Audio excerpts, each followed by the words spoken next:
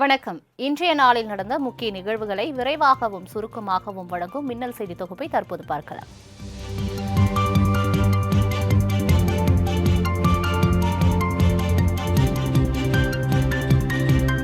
Tungsten சுரங்க திட்டத்திற்கு எதிராக போராட்டம் நடத்தியவர்கள் மீதான வழக்குகள் வாபஸ் பெறப்பட்டது. போராட்டத்தில் ஈடுபட்ட 11,608 பேர் மீது பதிவு செய்யப்பட்ட 4 குற்ற வழக்குகளும் திரும்பப் பெறப்படுவதாக அறிவிக்கப்பட்டுள்ளது. போராட்டம் நடத்தியவர்கள் மீதான வழக்குகள் திரும்பப் பெறப்படும் என முதலமைச்சர் உறுதியளித்த நிலையில் வழக்குகள் வாபஸ் பெறப்பட்டுள்ளது.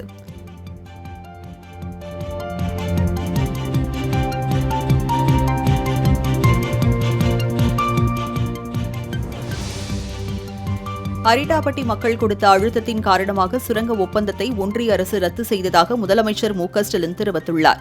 அரிட்டாப்பட்டியில் நடந்த பாராட்டு விழாவில் பேசிய அவர், நமக்கு வெற்றி கிடைத்திருக்கிறது என்பதுதான் உண்மை என்றார். நம்பிக்கைக்கு பாத்திரமாக உள்ள மக்களுக்கு என்றும் தாங்கள் உறுதுணையாக இருப்போம் என முதலமைச்சர் மு.க.ஸ்டாலின் கூறினார்.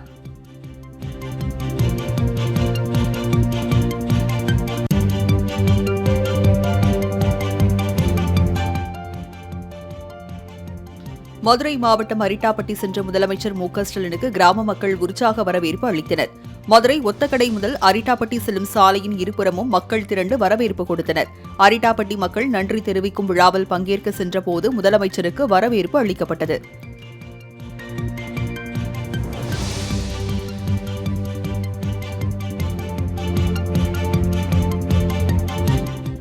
டாவோஸ் நகரில் நடைபெற்ற மாநாட்டில் பெறப்பட்ட முதலீட்டு புரிந்துணர்வு ஒப்பந்தங்கள் எவ்வளவு என திமுக வெள்ளை அறிக்கை வெளியிட வேண்டும் என எதிர்க்கட்சித் தலைவர் எடப்பாடி பழனிசாமி வலியுறுத்தியுள்ளார்.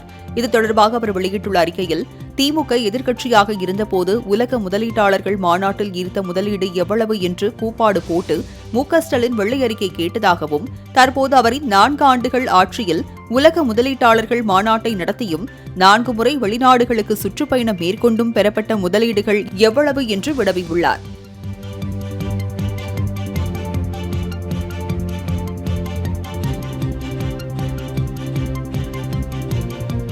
தமிழ்நாட்டின் தொழில் வளர்ச்சியை உணராமல் வெறும் அவதூறுகளை அரைவே காட்டுத்தனமாக எங்கேயோ கிண்டி தருவதை ஆளுநர் ஆர்.என். ரவியும் எதிர்க்கட்சித் தலைவர் எடப்பாடி பழனிசாமியும் மென்று கொண்டிருக்கிறார்கள் என்று தொழில்துறை அமைச்சர் டி.ஆர்.பி. ராஜா காட்டமாக விமர்சித்துள்ளார்.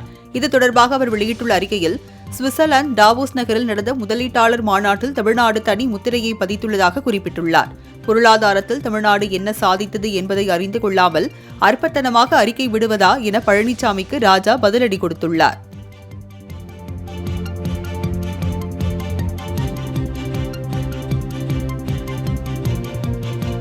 சென்னை காமராஜர் சாலையில் முப்படை வீரர்களின் அணிவகுப்பு மரியாதையை ஏற்றுக்கொண்டு தேசிய கொடியை ஆளுநர் ஆர்.என். ரவி ஏற்றி வைத்தார். மெரினா கடற்கரையில் உழைப்பாளர் சிலை அருகே நடைபெற்ற விழாவில் முதலமைச்சர் மு.க.ஸ்டாலின், அமைச்சர்கள், முப்படையைச் சேர்ந்த அதிகாரிகள், அரசு மற்றும் காவல்துறை உயரதிகாரிகள் மற்றும் மக்கள் என பலரும் தேசிய கொடிக்கு சல்யூட் செய்தபடி நின்றனர். தொடர்ந்து முன்னாள் ராணுவ வீரர்களின் படைப்பிரிவு, காவல்துறை, சிஆர்பிஎஃப் படைப்பிரிவினரின் அணிவகுப்பு மரியாதையை ஆளுநர் ஏற்றுக்கொண்டார்.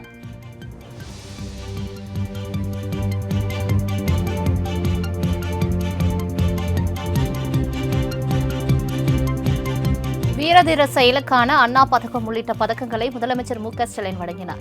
சென்னை மெரினா கடற்கரையில் நடைபெற்ற விழாவில் காந்தியடிகள் காவலர் பதக்கம் மொத்தம் 5 பேருக்கு வழங்கப்பட்டது.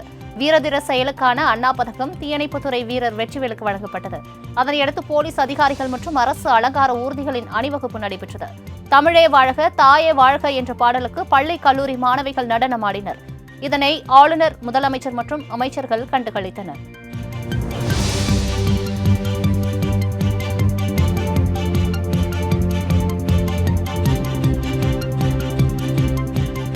நாட்டின் 76வது குடியரசு தின விழாவையொட்டி தமிழகத்தில் மாவட்ட ஆட்சியர்கள் தேசிய கொடியை ஏற்றி வைத்து பொதுமக்களுக்கு நலத்திட்ட உதவிகளை வழங்கினர்.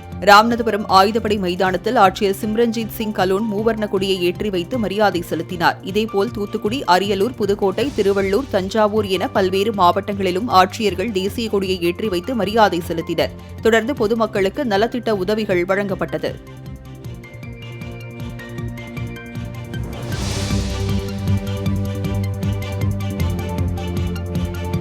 76வது குடியரசு தின விழாவையொட்டி டெல்லியில் குடியரசுத் தலைவர் திரௌபதி முர்மு கொடியேற்றி வைத்த நிலையில் 21 பீரங்கி குண்டுகள் முழங்க தேசிய கொடிக்கு மரியாதை செலுத்தப்பட்டது. கடமை பாதையில் நடைபெற்ற நிகழ்ச்சிக்கு குடியரசுத் தலைவர் திரௌபதி முர்மு மற்றும் இந்தோனேஷிய அதிபர் உள்ளிட்டோர் குதிரைகள் பூட்டப்பட்ட சாரட் வண்டியில் அழைத்து வரப்பட்டனர். அவர்களை பிரதமர் நரேந்திர மோடி வரவேற்றதைத் தொடர்ந்து தேசிய கொடிக்கு மரியாதை செலுத்தப்பட்டது.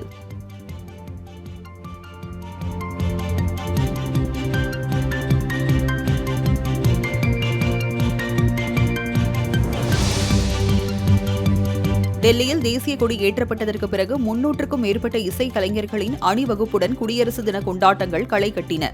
முப்படைகள் சார்பில் ஹெலிகாப்டர் மூலம் கடமை பாதை மற்றும் தேசிய கொடி மீது மலர் தூவி மரியாதை செலுத்தப்பட்டது. பின்னர் ராணுவ வீரர்களின் அணிவகுப்பு மரியாதையை குடியரசுத் தலைவர் திரௌபதி முர்மு ஏற்றுக்கொண்டார்.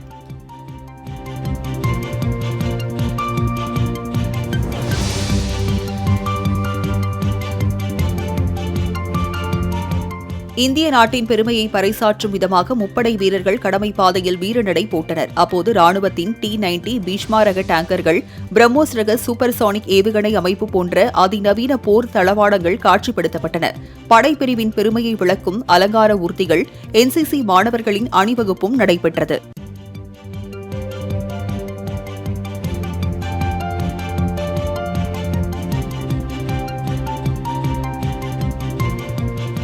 குடியரசு தின விழாவின் ஒரு பகுதியாக மாநிலங்களின் கலாச்சாரம் மற்றும் பண்பாட்டை விளக்கும் விதமாக 16 மாநிலங்கள் மற்றும் யூனியன் பிரதேசங்களின் அலங்கார ஊர்திகள் கடமை பாதையில் அணிவகுத்து சென்றன.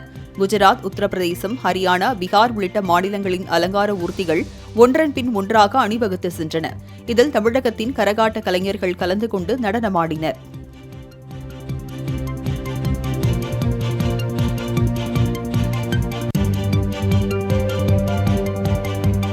டெல்லியில் நடைபெற்ற குடியரசு தின கொண்டாட்டத்தின் போது போர் விமானங்கள் மற்றும் அபாச்சி ரக ஹெலிகாப்டர்களின் வான் சாகச நிகழ்ச்சி நடைபெற்றது.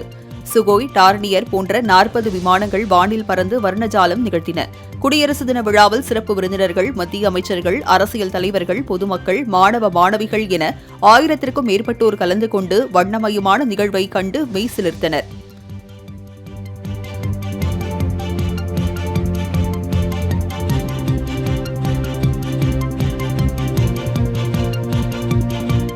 பாஜகவில் யாருடனும் கருத்து வேறுபாடு இல்லை எனவும் அனைவருடைய நோக்கமும் கட்சியை வளர்ப்பது மட்டுமே என்றும் தமிழக பாஜக தலைவர் அண்ணாமலை தெரிவித்துள்ளார். திருப்பூரில் செய்தியாளர்களை சந்தித்த அவர் 2026 ஆட்சியை பிடிக்க வேண்டும் என்பதே பாஜகவின் இலக்கு என்றார். தொடர்ந்து பேசிய அவர், திமுக ஒரு நாடக கம்பெனி என்பதற்கு வேங்கை வயல் சம்பவம் ஒரு உதாரணம் என்றும், இந்த விவகாரத்தில் எதற்காக சிபிஐ விசாரணையை தடுக்கிறீர்கள் எனவும் கேள்வி எழுப்பினார்.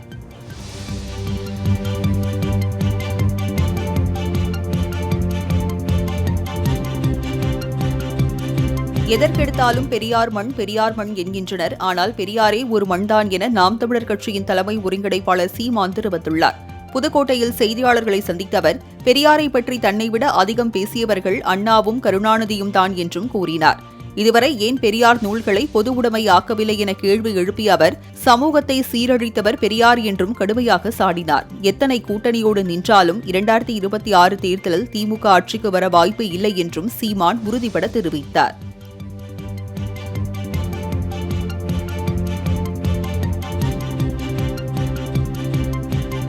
புதுக்கோட்டை மாவட்டம் வேங்கைவயல் விவகாரத்தில் சிபிசிஐடி போலீசார் நீதிமன்றத்தில் பொய்யான குற்றப்பத்திரிகை தாக்கல் செய்துள்ளதற்கு கண்டனம் தெரிவித்து மக்கள் கருப்பு கொடி ஏற்றி போராட்டம் நடத்தினர். பாதிக்கப்பட்ட மக்கள் மீது பழி சுமத்தப்பட்டுள்ளதாகவும், இந்த குற்றப்பத்திரிகையை நீதிமன்றம் ஏற்றுக்கொள்ளக்கூடாது எனவும் மக்கள் வலியுறுத்தியுள்ளனர். வழக்கில் முழு உண்மையையும் வெளிவரும் வகையில் நேர்மையான விசாரணை நடத்த தமிழ்நாடு அரசு சிபிஐ வசம் ஒப்படைக்க வேண்டும் என வலியுறுத்தி மக்கள் 2வது நாளாக போராட்டத்தில் ஈடுபட்டுள்ளனர்.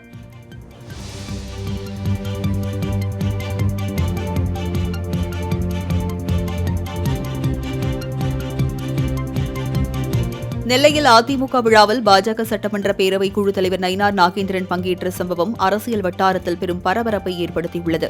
திருநெல்வேலியில் எம்ஜிஆரின் 108வது பிறந்தநாள் கொண்டாடப்பட்டது. இந்த விழாவில் அகில உலக எம்ஜிஆர் பேரவையின் தலைவர் சைதை துரைசாமியும் நயினார் நாகேந்திரனும் ஒன்றாக பங்கேற்றனர். எடப்பாடி பழனிசாமியிடம் பாஜக பேசினாலே போதும், கூட்டணி மலர்ந்துவிடும் என நயினார் நாகேந்திரன் கூறியிருந்த நிலையில் அதிமுக விழாவில் நயினார் நாகேந்திரன் பங்கேற்றது அதிமுகவுடன் பாஜக நெருங்கியதா என கேள்விகளை அரசியல் வட்டாரத்தில் எழுப்பியுள்ளது. முன்னதாக பேசிய நயினார் நாகேந்திரன் அரசியலில் எம்ஜிஆர் போன்று ஒரு தலைவர் உருவாக வேண்டும் என்றார்.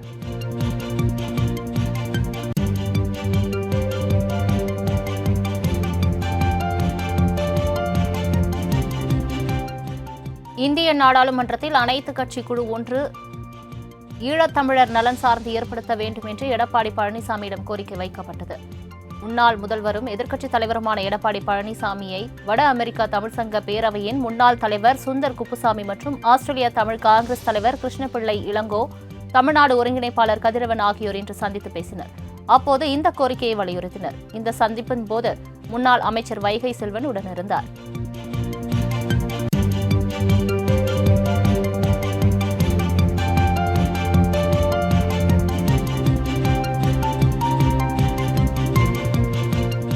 வேங்கை வயல் விவகாரத்தில் நீதிமன்றத்தின் நேரடி கண்காணிப்பில் சிறப்பு புலனாய்வு குழு விசாரணை நடத்தி உண்மையான குற்றவாளிகளுக்கு தண்டனை வழங்க வேண்டும் என தமிழக வெற்றிக் கழக தலைவர் விஜய் வலியுறுத்தியுள்ளார்.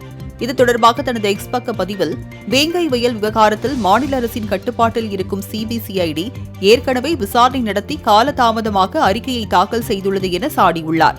சிபிஐ விசாரணைக்கு உத்தரவிட்டால் மேலும் தாமதம் ஏற்பட்டு நீதி கிடைக்காது என்பதால் உயர்நீதிமன்றத்தின் நேரடி கண்காணிப்பில் சிறப்பு புலனாய்வு குழு நியமித்து விசாரணை நடத்த வேண்டும் என்று வலியுறுத்தியுள்ளார்.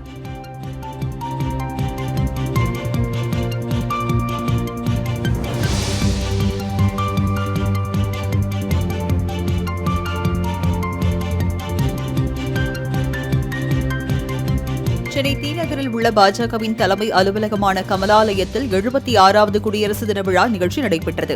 இதில் கலந்து கொண்ட நடிகை குஷ்பு மற்றும் சரத்குமார் தேசிய கொடியை ஏற்றி இனிப்புகளை வழங்கினர். பின்னர் செய்தியாளர்களை சந்தித்த குஷ்பு, வேங்கை வயல் வழக்கு தொடர்பான கேள்விக்கு குடியரசு தினத்தன்று அரசியல் பேசாமல் இருந்தால் நன்றாக இருக்கும் என பதிலளித்தார். மேலும் யாருக்கு கொடுத்தால் நன்றாக இருக்கும், நியாயமாக இருக்கும் என சரியாக தேர்வு செய்து நடிகர் அஜித்துக்கு பத்மபூஷன் விருது வழங்கப்பட்டுள்ளதாக நடிகை குஷ்பு தெரிவித்தார்.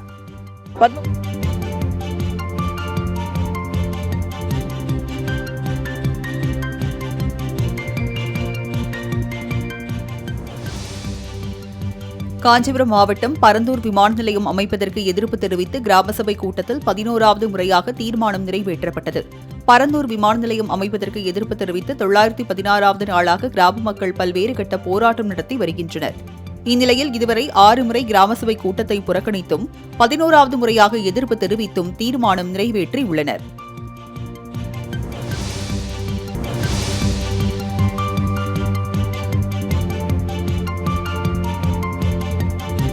கும்மிடிப்பூண்டியை தாண்டினால் அட்ரஸ் இல்லாத கட்சிதான் திமுக என பாஜக மூத்த தலைவர் தமிழிசை சவுந்தரராஜன் விமர்சித்துள்ளார். குடியரசு தினத்தையொட்டி சென்னை சாலிகிராமத்தில் உள்ள தனது இல்லத்தில் தேசிய கொடியை ஏற்றி வைத்து தொண்டர்களுக்கு இனிப்பு மற்றும் செடிகளை பரிசாக வழங்கினார். பின்னர் செய்தியாளர்களை சந்தித்த அவர், டங்ஸ்டன் விவகாரத்தில் மக்களின் உணர்வுக்கு மதிப்பளித்து திட்டத்தை மத்திய அரசு ரத்து செய்தது. ஆனால் திமுக நாடகமாடுகிறது என்றார். மேலும் ஆளுநர் குறித்து பேச துணை முதலமைச்சர் உதயநிதிக்கு எந்த தகுதியும் கிடையாது, கலைஞரின் பேரன் என்ற தகுதியை தவிர வேறு என்ன தகுதி இருக்கிறது என கேள்வி எழுப்பினார்.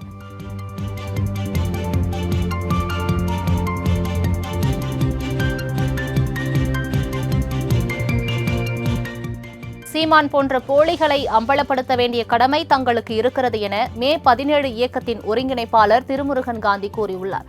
ஈரோடு கிழக்கு இடைத்தேர்தலில் மே 17 இயக்கத்தின் ஆதரவு மற்றும் நிலைப்பாடு குறித்து திருமுருகன் காந்தி சென்னை பத்திரிகையாளர் மன்றத்தில் செய்தியாளர்களை சந்தித்தார். அப்போது விடுதலை தமிழ் புலிகள் கட்சியை சேர்ந்த வேட்பாளர் வெண்ணிலாவை ஆதரிப்பதாக கூறினார். மேலும் தந்தை பெரியாரும் பிரபாகரனும் தமிழ் இனத்திற்கு முன்னேற்ற பாதையை காட்டிய இருவரையும் எதிரெதிராக நிறுத்தும் சீமான் தமிழர்கள் ஒருவருக்கொருவர் அடித்துக் கொள்ள வேண்டும் என்ற நோக்கில் செயல்படுகிறார் என கூறினார்.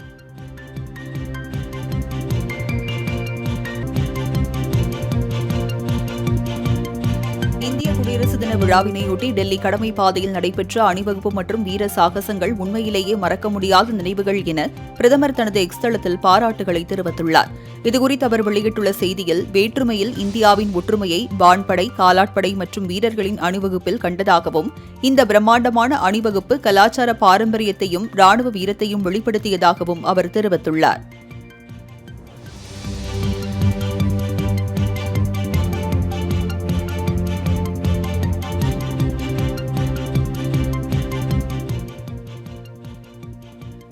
பஞ்சாப் மாநிலம் அமிர்தசரஸ் அருகே உள்ள அட்டாரி வாகா எல்லையில் சிறப்பு குடியரசு தின கொண்டாட்டங்கள் சிறப்பாக நடைபெற்றது. இந்தியா பாகிஸ்தான் எல்லையான வாகாவில் தேசிய கொடியை ஏற்றிய டிஐஜி BSF-H-N ஜோஷி நாட்டில் அமைதி மற்றும் ஒழுங்கை நிலைநாட்ட மக்கள் பங்களிக்க வேண்டும் என்று வேண்டுகோள் விடுத்தார். விழாவில் இந்திய வீரர்கள் அணிவகுப்புகள், சாகச நிகழ்ச்சிகள் மற்றும் பள்ளி மற்றும் கல்லூரிகளை சேர்ந்த மாணவ மாணவியரின் பங்க்ரா நடனங்களை ஏராளமான பொதுமக்கள் எல்லைப் பகுதியில் திரண்டு வந்து பார்த்து ரசித்தனர்.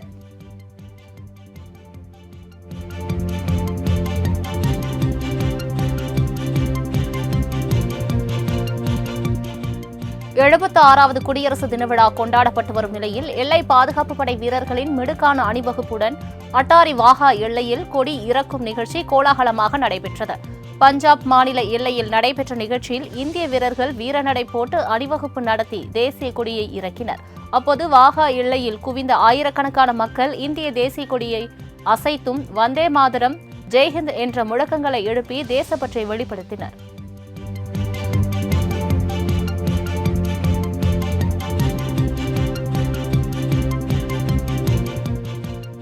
சத்தீஸ்கரில் பழங்குடியின கலைஞர் பாண்டிராம் மாண்டவிக்கு இந்தியாவின் உயரிய பத்மஸ்ரீ விருது அறிவிக்கப்பட்டுள்ளது.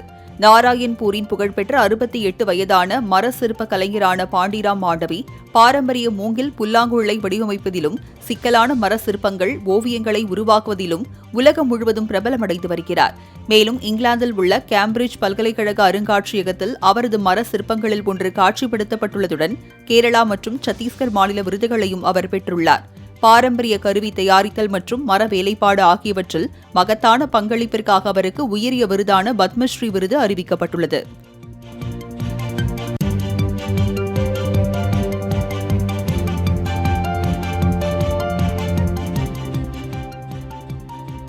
பத்மபூஷன் விருது அறிவிக்கப்பட்டுள்ள நடிகர் அஜித்குமார், தினமலர் லட்சுமிபதி, கிரிக்கெட் வீரர் அஸ்வின் மற்றும் ஷோபனா உள்ளிட்டோருக்கு பாமக தலைவர் அன்புமணி வாழ்த்து தெரிவித்துள்ளார். இது தொடர்பாக தனது எக்ஸ்தள பதிவில் தொழிலதிபர் நல்லி குப்புசாமி, நடிகர் அஜித்குமார், சந்திரசேகர் ஆகியோர் பத்மபூஷன் விருது வென்று தமிழகத்திற்கு பெருமை சேர்த்துள்ளனர் என குறிப்பிட்டுள்ளார். மேலும் பத்ம விருது பெற்ற அனைவரும் தங்களின் துறைகளில் மேலும் மேலும் சாதனை படைக்கவும் அன்புமணி தெரிவித்துள்ளார்.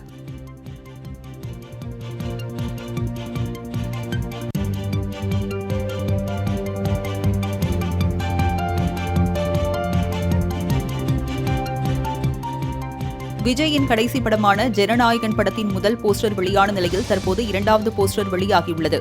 அரசியல் பணிகளில் முழு நேரமாக இறங்கியிருக்கும் நடிகர் விஜயின் கடைசி மற்றும் 69வது படத்திற்கு ஜனநாயகன் பெயர் சூட்டப்பட்டு குடியரசு தினமான இன்று அதிகாரப்பூர்வ அறிவிப்பு வெளியானது. இதில் நடிகர் விஜய் மக்களுடன் செல்ஃபி எடுத்துக் கொள்வது போன்ற புகைப்படம் இணைக்கப்பட்டுள்ளது. இது வெளியான சில மணி நேரங்களிலேயே இரண்டாவது போஸ்டரும் வெளியாகியுள்ளது. கையில் சாட்டையுடன் நான் ஆணையிட்டால் என்ற போஸ்டர் தற்போது வைரலாகி வருகிறது.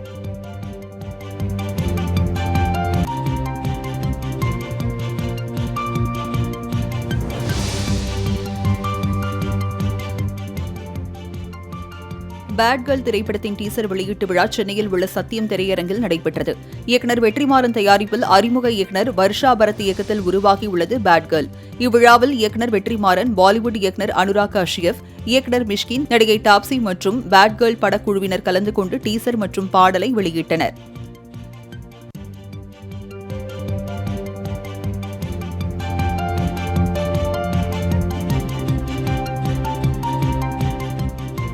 தனது அநாகரிகமான பேச்சுக்கு இயக்குநர் மிஸ்கின் பகிரங்கமாக மன்னிப்பு கோரினார்.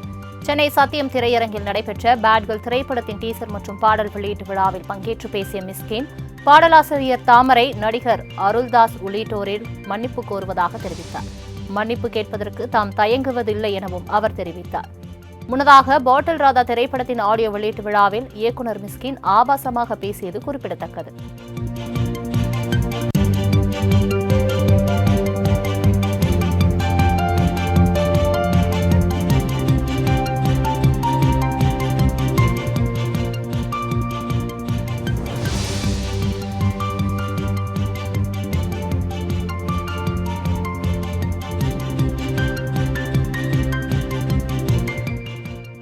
பஞ்சாப் மாநிலத்தில் உள்ள சங்க்ரு மாவட்டத்தில் கானோரி எல்லைப் பகுதியில் விவசாயிகள் டிராக்டர் அணிவகுப்பை தொடங்கினர்.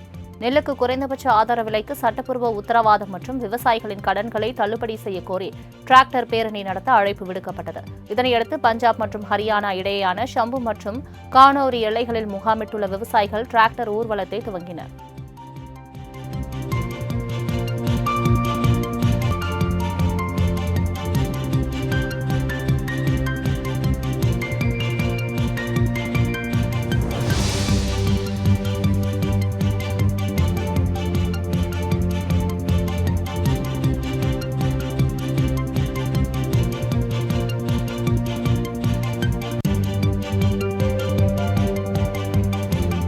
எழுபத்தாறாவது இந்திய குடியரசு தினத்தையொட்டி அயோத்தியில் உள்ள ராமர் கோவிலில் பக்தர்கள் கூட்டம் அலைமோதியது.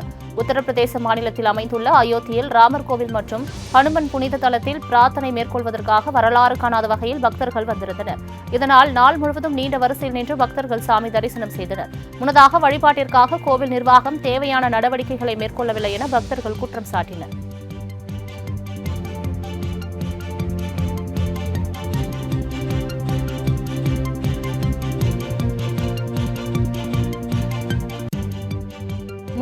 மூன்றாவது டி20 போட்டியில் பங்கேற்பதற்காக இந்தியா மற்றும் இங்கிலாந்து அணி வீரர்கள் சென்னையில் இருந்து ராஜ்கோட்டிற்கு புறப்பட்டனர். இந்தியா இங்கிலாந்துக்கு இடையிலான மூன்றாவது டி20 போட்டி ராஜ்கோட்டில் நடைபெறவுள்ளது. இந்த போட்டியில் பங்கேற்பதற்காக இந்திய கிரிக்கெட் அணி வீரர்களும் இங்கிலாந்து கிரிக்கெட் அணி வீரர்களும் சென்னையிலிருந்து நாக்பூருக்கு விமானம் மூலம் புறப்பட்டு சென்றனர். முன்னதாக இந்திய கேப்டனான சூரியகுமார் யாதவ் சிறுவர்களுக்கு போஸ் கொடுத்தும் கைகுலுக்கியும் சென்றார்.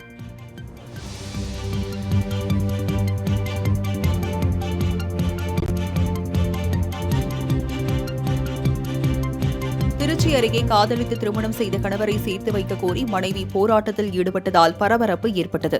பொறியியல் கல்லூரி மாணவி ரேவதியும் MBA மாணவர் பாபுராஜும் காதலித்து திருமணம் செய்து கொண்டனர். திருமணமாகி சில நாட்களிலேயே பாபுராஜ் விவாகரத்து கேட்டதால் ரேவதி கணவர் வீட்டின் முன் அமர்ந்து தன்னுடன் சேர்ந்து வாழ வேண்டும் என தர்ணாவில் ஈடுபட்டார். இதுகுறித்து வழக்கு பதிவு செய்த போலீசார் விசாரணை மேற்கொண்டு வருகின்றனர்.